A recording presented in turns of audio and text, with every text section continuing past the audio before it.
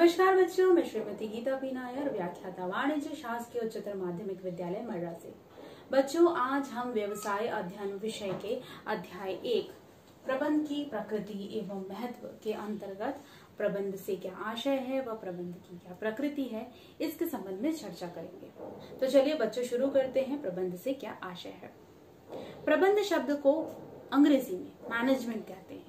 अगर मैं इस शब्द की व्याख्या करूं तो मैनेजमेंट शब्द को 3 भागों में बांटा गया है, मैनेज, मेन और टी।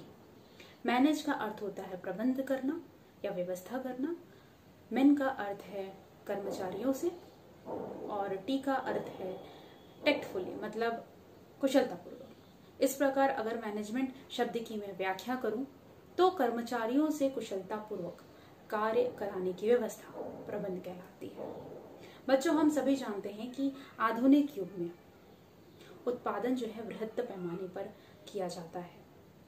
बाजार में प्रतिस्पर्धा बढ़ चुकी है और प्रत्येक उपक्रम या संगठन, चाहे वो छोटा हो या बड़ा हो, हर संगठन चाहता है, हर एक उद्योग चाहता है कि वह कम से कम लागत पर अधिक से अधिक लाभ कमाए और अपने लक्ष्यों को प्राप्त करे।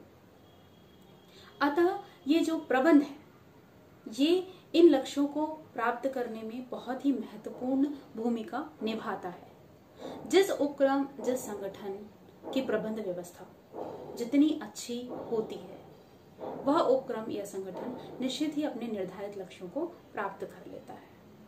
अतः प्रबंध जो है एक महत्वपूर्ण आधारशिला है। अब ये जो प्रबंध है इसके 5 महत्वपूर्ण आधारभूत तत्व हैं, जिसे 5M कहते हैं। ये 5M है मैन, मटेरियल, मशीन, मनी और मेथड। सबसे पहला है मैन। अगर आपके पास कर्मचारी नहीं होंगे तो आप अपना जो उत्पादन है उद्योग में वो किससे करवाएंगे। अगर आपके पास सेकंड है मटेरियल। अगर आपके पास मटेरियल नहीं होगा, सामग्री नहीं होगी, तो आप उत्पादन किस वस्तु का करेंगे। थर्ड है मशीन।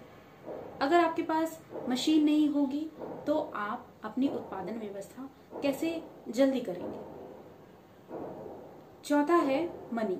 अगर आपके पास मैन है, कर्मचारी भी है, अगर आपके पास मटेरियल भी है, आपके पास मशीन भी है, लेकिन आपके पास मनी नहीं है, तो आप इन सारी चीजों को कैसे क्रय करेंगे, कर्मचारियों को वेतन कैसे देंगे। और अगर आपके पास ये चारों चीजें हैं लेकिन पांचवा जो आपके पास मेथड नहीं है, आपको ये नहीं पता है कि आपके उद्योग में उत्पादन व्यवस्था किस तरीके से करना है, तो निश्चित ही आपका लागत अधिक होगा और आपकी उत्पादन व्यवस्था गड़बड़ाएगी।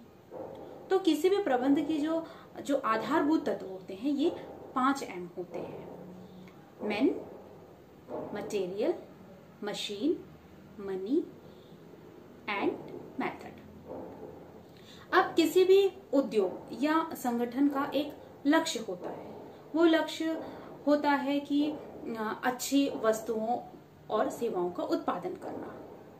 अब ये जो प्रबंधक है सबसे पहले इन 5 आधारभूत तत्वों का प्रयोग करके प्रबंधकीय कार्य संपादित करते हैं। ये प्रबंधकीय कार्य क्या है? नियोजन, संगठन, नियुक्तिकरण, नियंत्रण और निर्देशन। जब ये प्रबंधक इन आधारभूत तत्वों को लेकर ये प्रबंधकीय कार्य जो है क्रमवार करते हैं, एक निश्चित तरीके से करते हैं, क्रमबद्धता से करते हैं, तब जाकर उत्पादन या संगठन का जो निर्धारित लक्ष्य है, अच्छी वस्तु व सेवा का उत्पादन, उसको प्राप्त कर पाते हैं। तो इस तरीके से किसी भी उद्योग या संगठन के लिए ये 5 आधारभूत तत्वों का होना आवश्यक है तथा इन प्रबंधकीय कार्यों को सुनियोजित तरीके से करना भी आवश्यक है, तब जाकर उत्पादन या संगठन अपने लक्ष्यों को प्राप्त कर पाता है। अतः अब अगर हम प्रबंध से आशय अगर कहें तो हम यह कह सकते हैं कि प्रबंध से आशय है, सामान्य अर्थ में प्रबंध का आशय व्यवस्था करने से है। संकुचित अर्थ में प्रबंध दूसरों से कार्य कराने की युक्ति, कला से है। प्रबंध द्वारा यह प्रयास किया जाता है कि उपक्रम में उपलब्ध कर्मचारियों द्वारा अच्छा से अच्छा कार्य के निष्पादन से न्यूनतम लागत पर अधिकतम लाभ को कैसे प्राप्त किया जाए। जबकि विस्तृत अर्थ में प्रबंध एक प्रक्रिया है जिसमें नियोजन, संगठन, स्टाफिंग, निर्देशन एवं नियंत्रण के मध्य समन्वय स्थापित कर लक्ष्य को प्राप्त करने का प्रयास किया जाता है। इस प्रकार हम कह सकते हैं कि प्रबंध से आशय कर्मचारियों से कार्य करवाना है तथा न्यूनतम लागत पर अधिकतम उत्पादन करना है। चलिए बच्चों, अब हम प्रबंध की प्रकृति के बारे में अध्ययन करेंगे। प्रबंध की प्रकृति में जो सबसे पहली प्रकृति है वो है प्रबंध एक जन्मजात और अर्जित प्रतिभा है। तो सबसे पहले हम इन दोनों वाक्यों को अलग कर समझने की कोशिश करते हैं। सबसे पहले हम देखते हैं कि प्रबंध एक जन्मजात प्रतिभा है। जन्मजात से यहाँ आशय है कि वह व्यक्ति जिसमें जन्म से ही वह गुण मौजूद हो। अतः प्रबंध एक जन्मजात प्रक्रिया से आशय है कि कुछ व्यक्ति ऐसे होते हैं जिनमें जो जन्म से ही काफी कुशल, अनुभवी और चतुर होते हैं। उनमें दूसरे व्यक्तियों को निर्देशित करने की और नेतृत्व करने की योग्यता होती है। जैसे हम कहते हैं ना कि किसी गायक का गला और नर्तकी के पैर ईश्वर की देन है, उसी प्रकार से कुछ व्यक्ति ऐसे भी होते हैं जिनमें प्रबंधक के गुण जो है वो बचपन से ही विद्यमान रहते हैं। अब अगर हम अर्जित प्रतिभा की बात कहें तो अर्जित प्रतिभा से यहाँ आशय है कि वह व्यक्ति जिसमें जन्म से तो वह गुण मौजूद नहीं होते, किंतु उन गुणों को प्राप्त करने के लिए उन्होंने विशेष शिक्षा अर्जित की हो। अब हमको सभी को यह ज्ञात है कि जो हमारा जो व्यवसाय है, वो उद्योग है, उसका क्षेत्र काफी व्यापक हो चला है। हर क्षेत्र में प्रबंध की आवश्यकता महसूस की जाने लगी है और किसी भी संस्था या किसी भी उद्योग के लक्ष्य, जो निर्धारित लक्ष्य है, उसकी सफलता अच्छी प्रबंध व्यवस्था पर ही निर्भर करती है। अतः कुछ अंतर्राष्ट्रीय स्तर पर, राष्ट्रीय स्तर पर, राज्य स्तर पर अनेक ऐसे संस्थान हो गए हैं जिसके अंतर्गत प्रबंध जैसे विषयों की शिक्षा दी जाने लगी है ताकि एक व्यक्ति उस शिक्षा को प्राप्त कर एक अच्छा प्रबंधक बन पाए। तो इस तरीके से हम देखते हैं कि प्रबंध एक अर्जित प्रतिभा है। कहने का तात्पर्य है कि उस गुण के लिए उसने विशेष शिक्षा प्राप्त की हो। तो इस प्रकार हम कह सकते हैं कि प्रबंध एक जन्मजात भी प्रक्रिया है और अर्जित भी प्रतिभा है। दूसरा है प्रबंध एक सार्वभौमिक क्रिया है। सार्वभौमिक से यहाँ आशय है कि जो सब जगह व्याप्त है।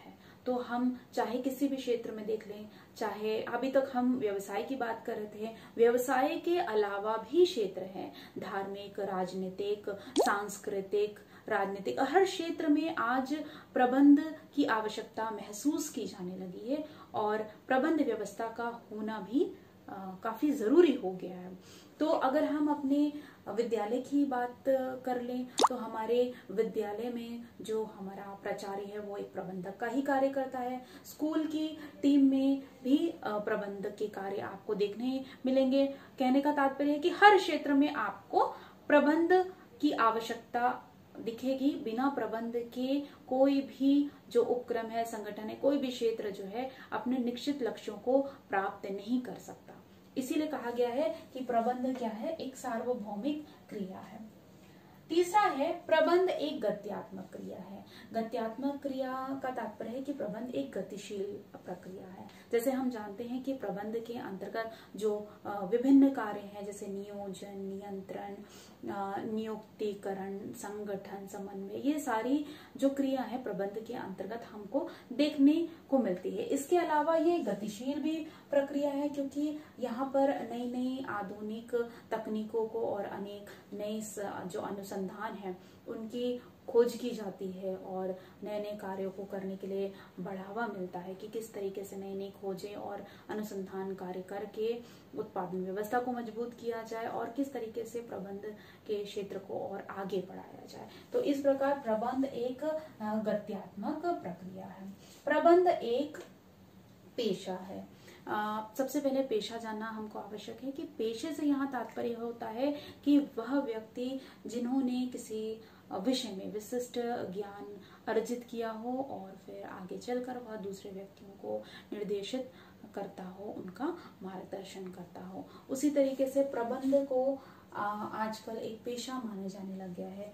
वैसे तो विकसित जो राष्ट्र हैं जैसे अमेरिका, जापान, रूस, उसमें तो प्रबंध को एक पेशे का दर्जा ही दे दिया गया है। अब भारत में भी प्रबंध को एक पेशे के रूप में देखा जाने लगा है, क्योंकि हमको ज्ञात है कि हर क्षेत्र में आजकल किसकी आवश्यकता है, प्रबंध की आवश्यकता है। और किसी भी संगठन या किसी भी उद्योग या कोई भी संस्था को अपने निर्धारित लक्ष्यों को प्राप्त करना है तो एक अच्छी प्रबंध व्यवस्था, एक अच्छा प्रबंधक होना जरूरी है। इसलिए प्रबंध एक क्या है, पेशा है।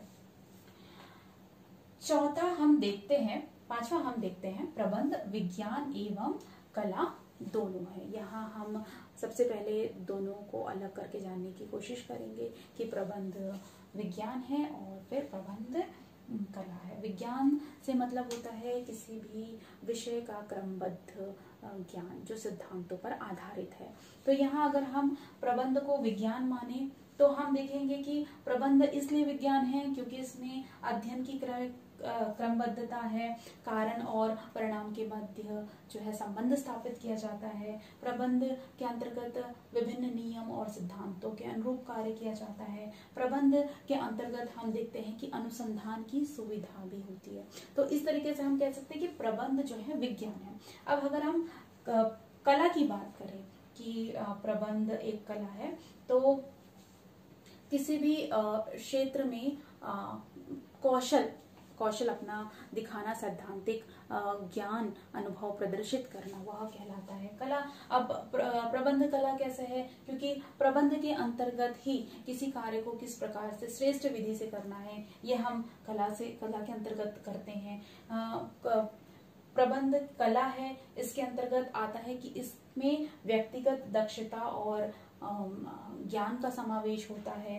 इसमें कला का उद्देश्य जो है वो रचनात्मक होता है। इसमें कल्पना और दूरदर्शिता विद्यमान रहता है, इसलिए हम इसे प्रबंध को कला भी कहते हैं। तो अगर हम निष्कर्ष के तौर पे ये कहें तो हम कह सकते हैं कि प्रबंध जो है वो विज्ञान भी है और कला दोनों है। तो इस तरीके से हम देखते हैं प्रबंध की प्रकृति कि प्रबंध एक जन्मजात और अर्जित प्रतिभा है, प्रबंध एक सार्वभौमिक क्रिया है, प्रबंध एक तथ्यात्मक क्रिया है, प्रबंध एक पेशा है और प्रबंध विज्ञान और कला दोनों है।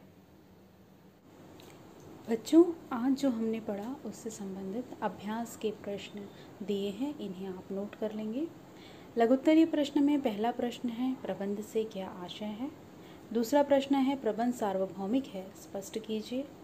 तीसरा प्रश्न है प्रबंध कला व विज्ञान दोनों है, समझाइए। और चौथा प्रश्न है प्रबंध एक जन्मजात एवं अर्जित प्रतिभा है, समझाइए।